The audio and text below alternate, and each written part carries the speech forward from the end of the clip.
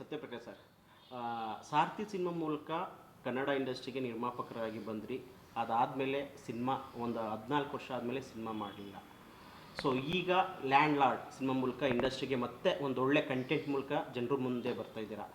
ಮೊದಲಿಗೆ land lord cinema ಬಗ್ಗೆ ಮಾತಾಡೋದಾದರೆ, ಈ ಕಥೆನ ಹೇಗೆ ನಿರ್ದೇಶಕರು ಬಂದು ನಿಮಗೆ ಕತೆ ಹೇಳಿದ್ದು, ನೀವು ಯಾವ ಅಂದರೆ ಯಾವ ಕಂಟೆಂಟ್ ನೋಡಿ ಈ ಸಿನಿಮಾನ ಕತೆ ಒತ್ಕೊಂಡಿದ್ದು ಲ್ಯಾಂಡ್ ಲಾರ್ಡ್? ಸರ್, ಇವಾಗ ನಾನು ಸಾರಥಿ ಅಂತ ಸಿನಿಮಾ ಮಾಡಿ ಯಾಕೆ ಮಾಡಲಿಲ್ಲ ಇಷ್ಟು ವರ್ಷ ಅಂತ ನೀವು ಕೇಳ್ತಾ ಇದ್ದೀರಾ. ಇವತ್ತು ನಿಮಗೆ ಆಕಸ್ಮಿಕವಾಗಿ ನಾನು ಕನ್ನಡ ಇಂಡಸ್ಟ್ರಿಗೆ ಬಂದಿದ್ದು. ಯಾಕಂದರೆ ನಮ್ಮ ದೊಡ್ಡ ಮಾವ್ರು ಕೆ ಸಿ ಎನ್ ಗೌಡರು ಮಗವರ ಚಂದ್ರಣ್ಣವರು, ನಮ್ಮ ಬಾವರು ಇವತ್ತು ಸಾರಥಿ ಅಂತ ಸಿನಿಮಾ ಮಾಡಿ, ನಾನು ಸಿನಿಮಾ ನೋಡೋದಕ್ಕಂತ ಹೋದೆ, ಶೂಟಿಂಗ್ ನೋಡೋದಕ್ಕಂತ ಹೋದಂಥ ಸಂದರ್ಭದಲ್ಲಿ ತುಂಬ ಕ್ಯೂರಿಯಾಸಿಟಿ ಇತ್ತು. ಆವಾಗ ಅವ್ರು ಹೇಳಿದ್ರು, ಸತ್ಯಪ್ರಕಾಶ್ ನಿನಗೇನು ಇಷ್ಟ ಇದೆಯಾ, ಮಾಡ್ತೀಯಾ ಅಂತ ಕೇಳಿದ್ರು. ನೋಡೋಣ ಮಾಡ್ತೀನಿ ಅಂತ ಹೇಳಿದೆ. ಅವಾಗ ಚಂದ್ರಣ್ಣವರು ಆಯಿತು ಬಾ ಜೊತೆಲೇ ಮಾಡೋಣ ಅಂತ ಹೇಳಿದ್ರು.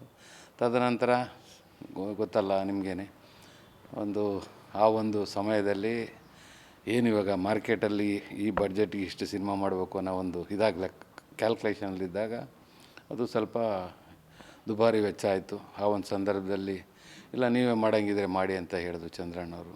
ಆಯ್ತಣ್ಣ ಮಾಡ್ತೀನಿ ಅಂತೇಳಿ ಟೇಕ್ ಓವರ್ ಮಾಡಿಕೊಂಡು ನನಗೆ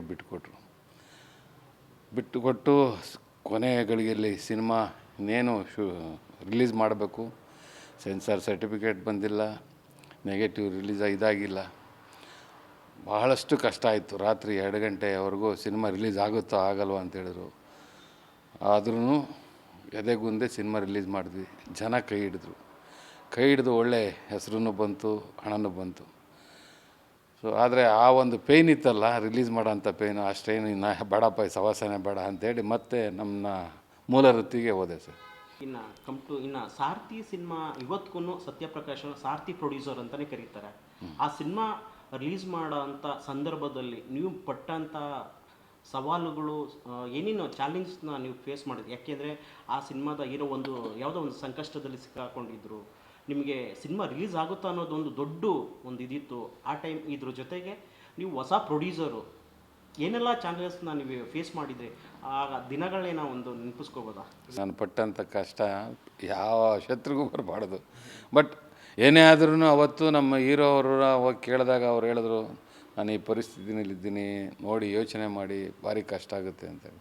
ನಾನು ಯಾವುದೇ ಕಾರಣಕ್ಕೂ ಮುಂದಿಟ್ಟ ಹೆಜ್ಜೆ ಹಿಂದಿಡಲ್ಲ ಸರ್, ಸಿನಿಮಾ ರಿಲೀಸ್ ಮಾಡ್ತೀನಿ ಅಂತ ಹೇಳಿದೆ. ಅದೇ ರೀತಿ ನಮ್ಮ ಕನ್ನಡ ಅಭಿಮಾನಿಗಳು, ಕನ್ನಡ ಪ್ರೇಕ್ಷಕರು ಕೈ ಹಿಡಿದು ಎತ್ತಿದ್ರು ಸರ್. ಇವತ್ತು ಅದನ್ನು ನಾನು ಮರೆಯೋಕ್ಕಾಗಲ್ಲ. ಅದಕ್ಕೆ ಇವತ್ತೂ ಸಹ ನನ್ನ ಸಾರಥಿ ಸತ್ಯಪ್ರಕಾಶ್ ಅಂತಲೇ ಕರೀತಾರೆ. ಓಕೆ, ಇವತ್ತಿನ ಸಂದರ್ಭದಲ್ಲಿ ಆ ನಟನ ಜೊತೆ ನಿಮ್ಮ ಒಡನಾಟ ಹೇಗಿದೆ ಸರ್? ನಾವು ಏನು ಯಾವುದೇ ಒಂದು ಇದು ಮಾಡ್ಕೊಂಡಿರಲ್ಲ, ಚೆನ್ನಾಗಿದ್ವಿ. ಏನು ಮಧ್ಯದಲ್ಲಿ ಏನು ಅವ್ರಿಗೂ ಯಾವುದೇ ಒಂದು ಇದಿರಲಿಲ್ಲ ಸರ್. ಸಿನಿಮಾ ಅಂತೂ ಮಾಡಿದ್ದಾದ್ಮೇಲೆ ಅಷ್ಟೋ ಇದಿರಲಿಲ್ಲ. ಓಕೆ, ನಾವು ನಿಮ್ಮ ಮನೆಗೆ ಬರಬೇಕಂದಾಗ ಸಾರಥಿ ಅಂತ ಒಂದು ಹೆಸರಿದೆ. ಇನ್ನು ಆ ಸಿನಿಮಾ ಹಿಟ್ಟಾಗಿ ಆದಮೇಲೆ ಇಟ್ಟಿದೆ ಹೆಸರು? ಹೌದು ಸರ್.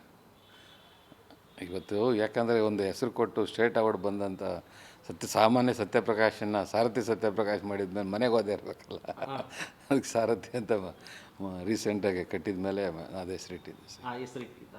ಓಕೆ, ಈಗ ಲ್ಯಾಂಡ್ ಲಾರ್ಡ್ ಅಂತ ಒಂದು ಸಿನಿಮಾ ಮಾಡ್ತಿದ್ದ. ಈ ಸಿನಿಮಾ ನಿಮ್ಮ ದೊಡ್ಡ ಮಟ್ಟದ ನಿರೀಕ್ಷಕನ ಮೇಲೆ ನಿಮ್ಮ ಸಂಸ್ಥೆಯಿಂದ ಮುಂದಿನ ದಿನಗಳಲ್ಲಿ ಒಳ್ಳೆ ಒಬ್ಬ ಹೊಸಬರಿಗೆ ಮತ್ತು ಜೊತೆಗೆ ದೊಡ್ಡ ಸ್ಟಾರ್ಗಳಿಗೆ ಸಿನಿಮಾ ಮಾಡುವಂಥ ಯೋಜನೆಗಳೇನಾಗಿದೆಯಾ? ಖಂಡಿತ.